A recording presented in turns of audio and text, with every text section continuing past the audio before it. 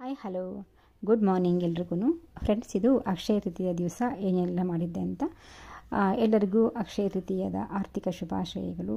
ಇವತ್ತು ಯಾರೆಲ್ಲ ಎಷ್ಟೊಂದು ಬಂಗಾರ ಬೆಳ್ಳಿ ಖರೀದಿ ಮಾಡಿದ್ರಿ ಅಂತ ಕೂಡ ಕಮೆಂಟ್ಸ್ ಮಾಡಿ.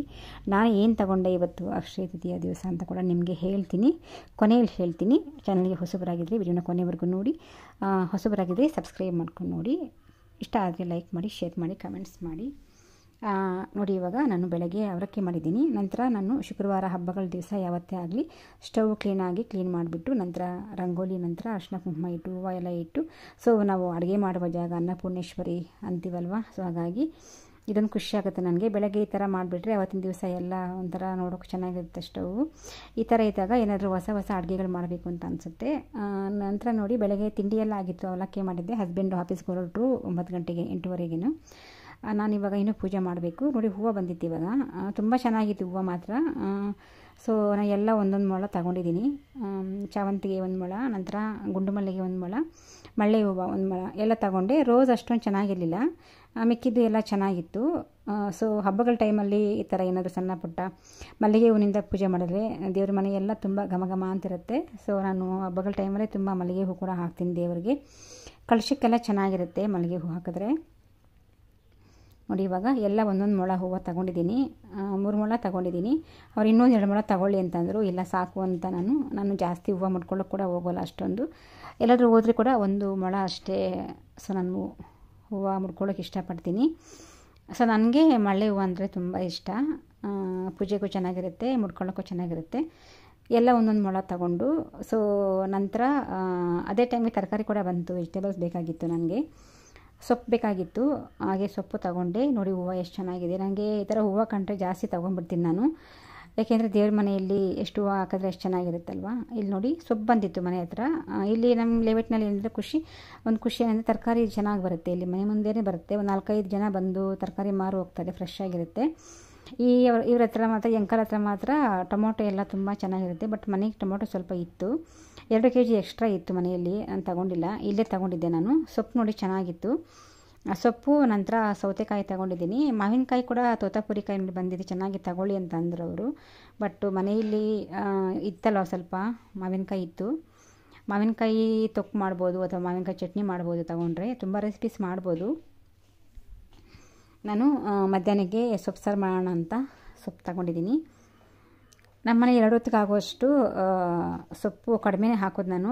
ಚಿಕ್ಕ ಕಟ್ಟು ತಗೊಂಡೆ ನಾನು, ದೊಡ್ಡದು ಬೇಡ ಅಂತ ಹೇಳಿದೆ ಅವ್ರಿಗೆ, ಯಾಕೆಂದರೆ ಇರೋದು 3 ಅಲ್ವಾ.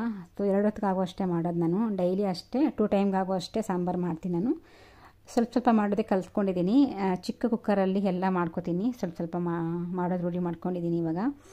ಸೊ ಹಾಗಾಗಿ ಚಿಕ್ಕ ಕಟ್ಟು ತಗೊಂಡೆ ಸೊಪ್ಪು. ಮಿಕ್ಕಿದೆಲ್ಲ ನೋಡಿ ಅದರಲ್ಲಿ ನಮ್ಮದೇ ಅದು ಬ್ಯಾಸ್ಕೆಟಲ್ಲಿ ಹಾಕ್ಕೊಡ್ತಿದ್ದಾರೆ. ಇಷ್ಟು ತಗೊಂಡು ಬಂದು ನಾನು ಟೊಮೊಟೊ ಯಾಕೋ ತೊಗೊಬೇಕು ಅಂತ ಅನ್ನಿಸ್ತು, ಬಟ್ ಮನೆಗಿತ್ತಲ್ವ, ಬೇಡ ಅಂತ ಹೇಳಿಬಿಟ್ಟೆ ಅವ್ರಿಗೆ. ಬಟ್ ನೋಡಿದೆ ಚೆನ್ನಾಗಿತ್ತು ಫ್ರೆಶ್ ಆಗಿ ಟೊಮೊಟೊ ಅಂತ. ಸೌತೆಕಾಯಿ 1 ತಗೊಂಡಿದ್ದೀನಿ, ಕೋಸಂಬರಿ ಮಾಡೋಣ ಅಂತ ಹೇಳಿಬಿಟ್ಟು.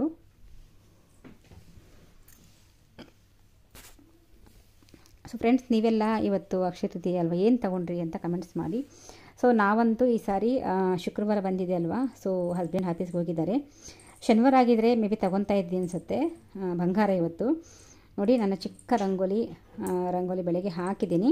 ನಮ್ಮ ಸರ್ವೆಂಟ್ ಬಂದು ನೀರು ಹಾಕೋಗ್ತಾರೆ, ನಾನು ಈ ಥರ ರಂಗೋಲಿ ಹಾಕ್ಕೋತೀನಿ. ಸಣ್ಣ ಪುಟ್ಟ ರಂಗೋಲಿ ಅಂದರೆ ನನಗೆ ತುಂಬ ಇಷ್ಟ. ದೊಡ್ಡ ಬಂದರೆ ಸ್ವಲ್ಪ ಕಷ್ಟ ಆಗುತ್ತೆ, ಬ್ಯಾಕ್ ಪೇನ್ ಬರುತ್ತೆ. ಸಣ್ಣ ಪುಟ್ಟ ಅಂದರೆ ನಾನು ಡೈಲಿ ಒಂದೊಂದು ಹಾಕ್ತೀನಿ. ಈ ಥರ ಸಣ್ಣ ಡಬಲ್ ಲೇಯರ್ ಬಿಟ್ಟು ಹಾಕ್ತೀನಿ, ಸಿಂಗಲ್ ಲೇಯರ್ ಕೂಡ ಹಾಕ್ತೀನಿ. ಬಟ್ ನನಗೆ ತುಂಬ ಈಸಿ ಡಬಲ್ ಲೇಯರ್ ಹಾಕೋದು. ಈ ಥರ ಅಂದರೆ ಒಂದು 3 ನಿಮಿಷ 2 ನಿಮಿಷಕ್ಕೆಲ್ಲ ಹಾಕ್ಬಿಡ್ತೀನಿ. ನೋಡಿ, ಮಲ್ಲಿಗೆ ಹೂವು, ಗುಂಡು ಮಲ್ಲಿಗೆ ಹೂವು ಚೆನ್ನಾಗಿತ್ತು. ನಾನು ಈ ಪ್ಲೇಟಲ್ಲಿ ಇಟ್ಕೊಂಡು ಪೂಜೆಗೆಲ್ಲ ಇಟ್ಕೊಂಡು ಆಮೇಲೆ ಪೂಜೆ ಮಾಡಬೇಕು ಇವಾಗ. ಮಳ್ಳೆ ಹೂವು ಕೂಡ ಚೆನ್ನಾಗೇ ಇತ್ತು.